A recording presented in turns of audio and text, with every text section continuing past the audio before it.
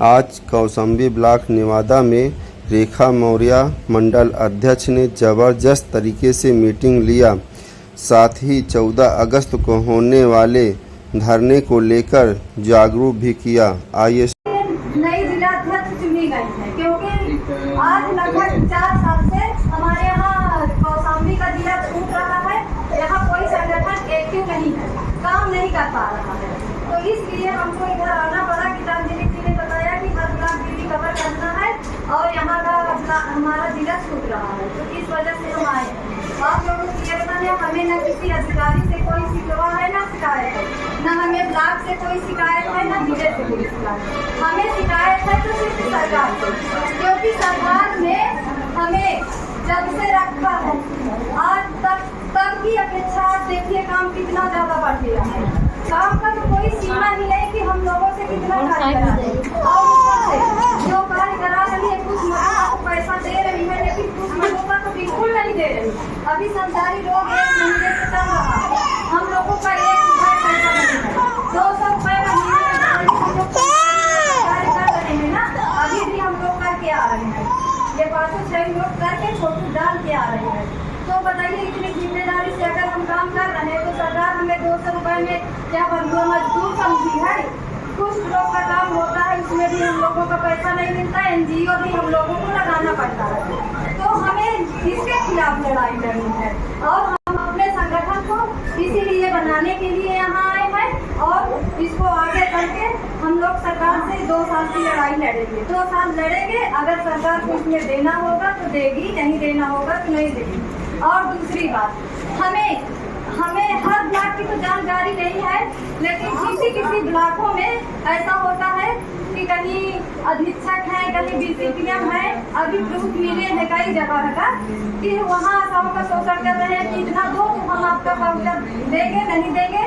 तो इसके भी शिकायत हो रही है। हर जगह की मैं बात नहीं कर रही हूँ, लेकिन कहीं कहीं का ये है। तो इसके लिए हमने काफ़ी लड़ाइयाँ लड़ी और कई जिलों में हमने इसको रोक लगाया कि हमारी आशाओं को 1 रुपये किसी को देने की जरूरत नहीं है।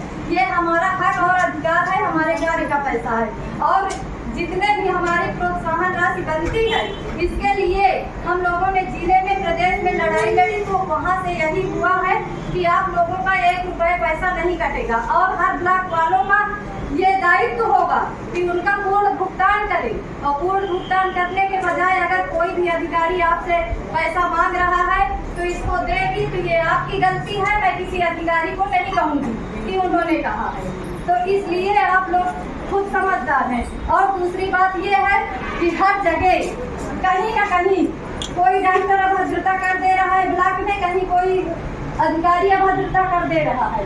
तो इस पे हम आप आवाज़ नहीं उठा पा रहे हैं, लेकिन कुछ जगहों पे हमने अभी आपको प्रमाण अभी देंगे कि हमारे यहाँ प्रयागराज में अभी कमला नेहरू के बीमार डॉक्टर ने एक हमारी आशा बहन इलाज कराने गई, उसको थप्पड़ मार दिया।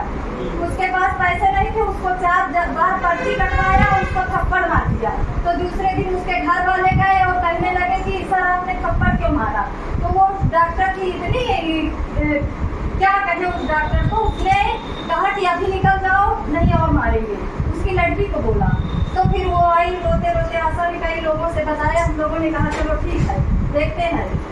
तीसरे दिन हम लोगों ने पूरा बालसन चौराहा जाम कर दिया और बालसन चौराहा से वहीं से नारेबाजी उसके खिलाफ करते हुए हम लोग डॉक्टर बीपाल को घेरा, पूरी हॉस्पिटल घेर लिए। घेरने के बाद 4 घंटे हम लोगों ने बाधित कर दिया। पूरी प्रयागराज की आशाओं ने अस्पताल को बाधित कर दिया, जिससे कि हमने यही कहा या तो थप्पड़ का बदला थप्पड़ होगा या तो फिर डॉक्टर माफी मांगे। इससे डॉक्टर राजी नहीं हो रहा था। जब मामला गंभीर होता देख वहाँ के DM सर और वहाँ के सारे पुलिस प्रशासन सब लग गए, लेकिन हम लोगों की यही मांग थी कि इन्होंने ऐसा क्यों किया, आशा को क्यों थप्पड़ मारा, उसकी गलती क्या थी ये बताएं।